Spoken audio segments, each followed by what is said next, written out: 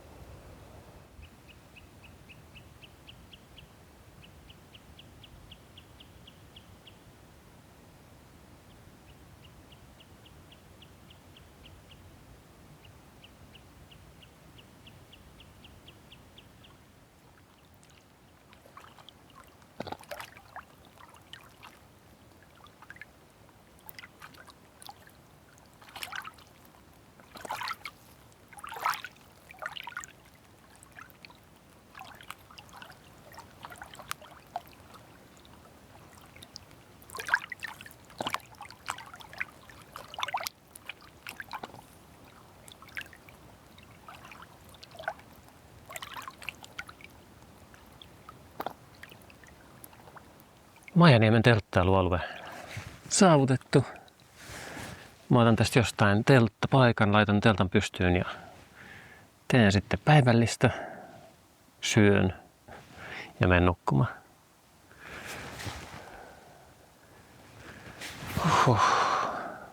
Tämä ensimmäinen päivä on jotenkin aina tämmöinen vaikea ja väsyttävä.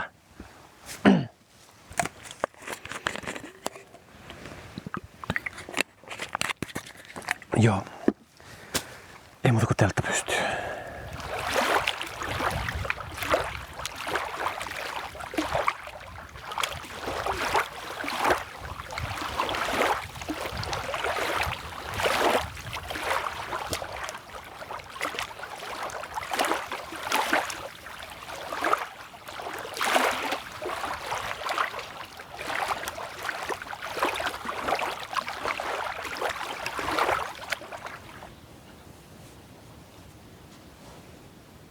Patvinsuon kansallispuiston retken ensimmäinen päivä alkaa olla takanapäin. Kyllä se niin on, että tämä ensimmäinen päivä on ainakin mulle aina se vaikea jostain syystä.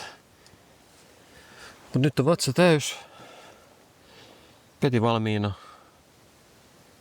Ei tästä tarvitse muuta tehdä kuin kuunnella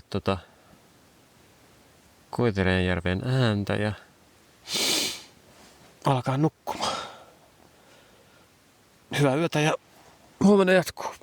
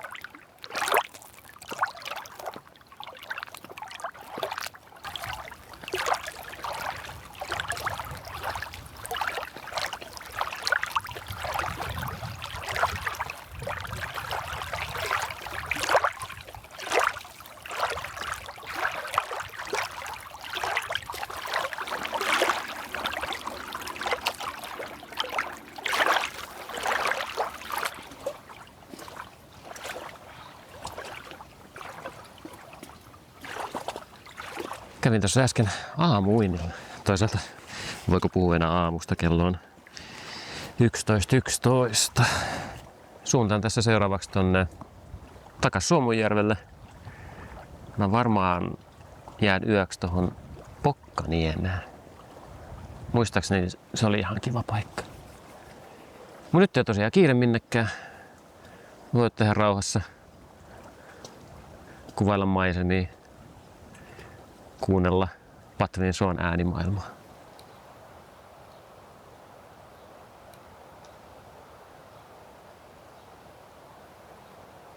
Tuossa edellisellä suonpätkällä kasvoi tosi paljon lakkaa ihan pitkospuiden vieressä.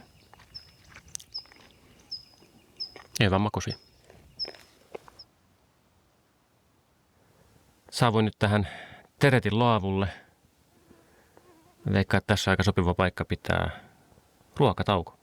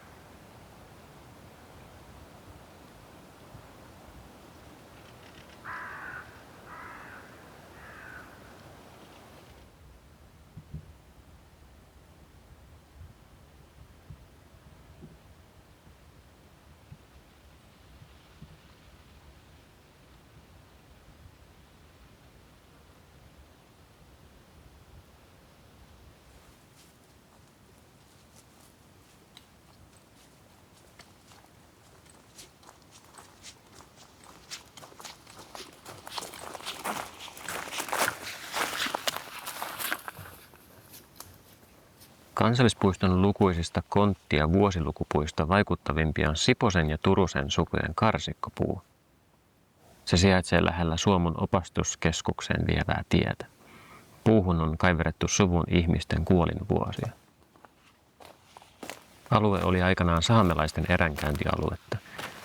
Perimätietä kertoo, että alueelta häirityt saamelaiset kirjasivat paikan ja sanoivat, että uudisasukkaita tulee hukkumaan viereiseen Suomunjärveen. Näin kävikin useammalle suvun jäsenelle, joiden kuolinaika on merkitty karsikkopuuhun. Varhaisin sukuun liittyvä kaiverus on vuodelta 1875, jolloin Olli Sipposen 12-vuotias poika hukkui Suomunjärveen. Myös viimeisin kaiverus vuodelta 1973 liittyy hukkumistapaukseen.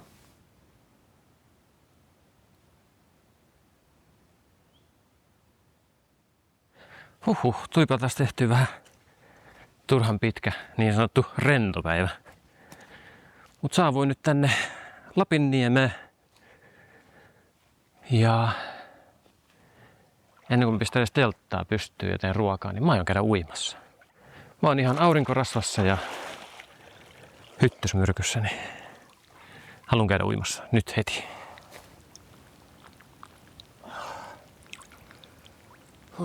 Se teki hyvää.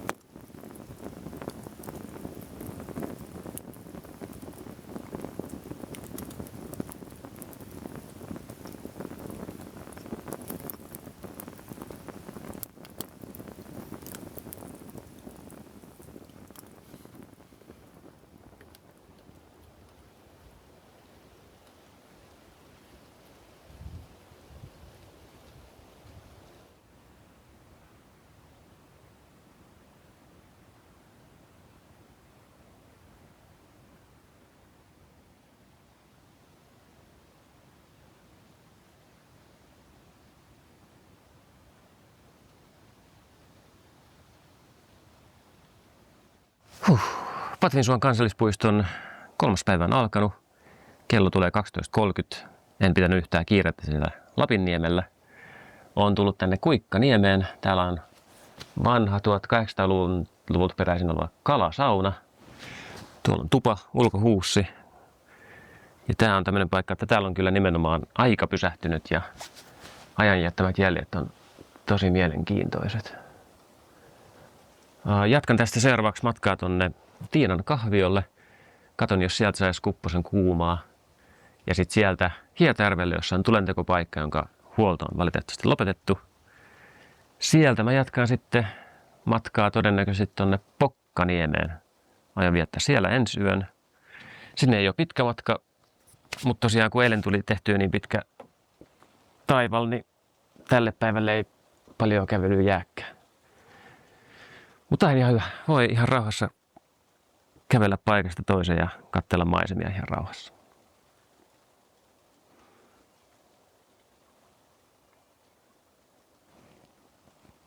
Tuossa rannassa uiskentelee ilmeisesti kuikka ja sillä on pari poikasta mukana.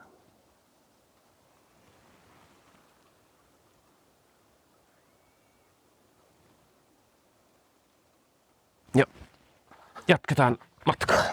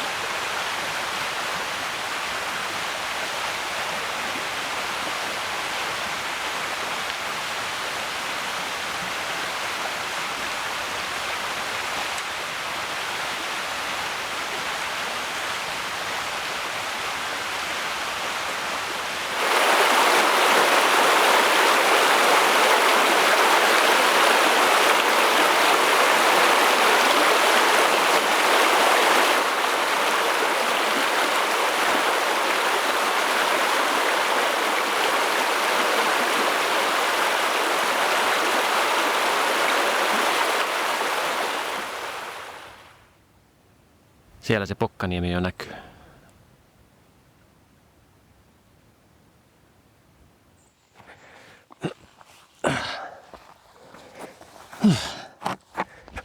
Pokkaniemen hiekkarannat ja telttailualue saavutettu. Kello on 17.20 ja väitti, että mä olisin tänään vaatinut 62 kilometriä, joten se tämän päivän reitti tämän kellon osalta on mennyt vähän mönkää. Mutta eipä tässä muuta kuin, että aion ottaa telttapaikan tuosta rannalta. Teen vähän ruokaa. Käyn uimassa ja siinäpä se väsyttää.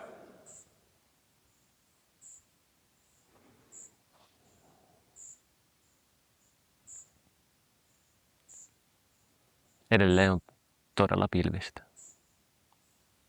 Olisi kiva, jos se ilta-aurinko paistaisi tuolta pikkusen. Sitten vähän myöhemmin. Saa nähdä miten käy.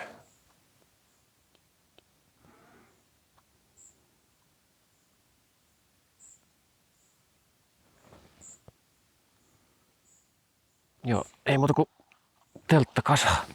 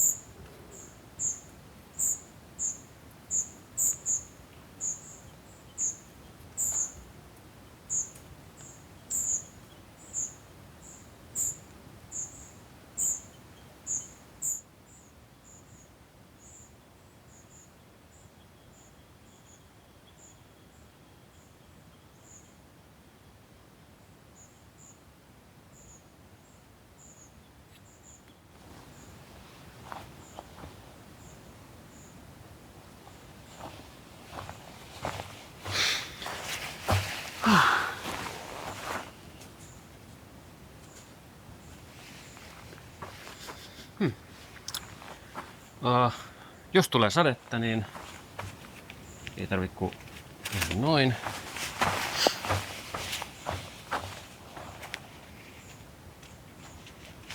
Noin.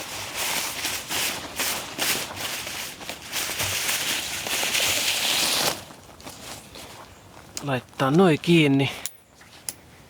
Niin sitten on sateelta suojassa.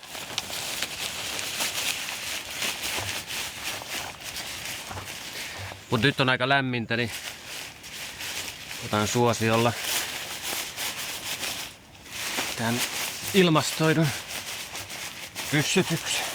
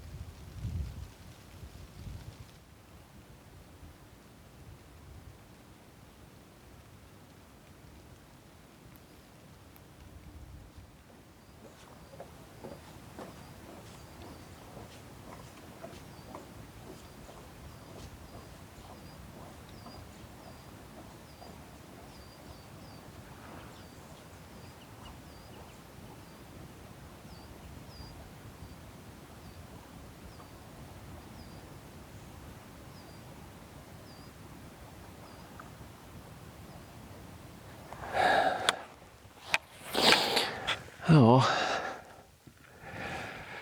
Kurkilahti on tossa ihan lähellä, niin veikkaan, että tää on tän retkivideon viimeisiä kuvia, niin mun puolesta ei muuta kuin kiitos.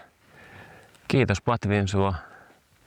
On ollut kyllä hyvin miellyttävä reissu ja Patvinsuon kansallispuisto on näyttänyt parhaimpansa. Kelit on ollut kohdilla. Viime yönä vähän satoa, mutta se ei nyt haittaa ketään.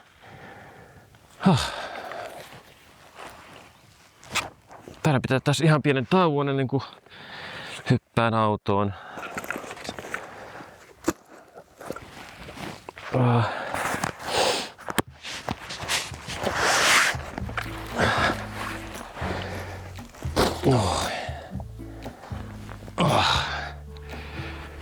On kyllä kirkasta vettä ja rantahiekka tässäkin. Joo, eipä tässä muuta. Nähdään taas joskus jossain. Moro!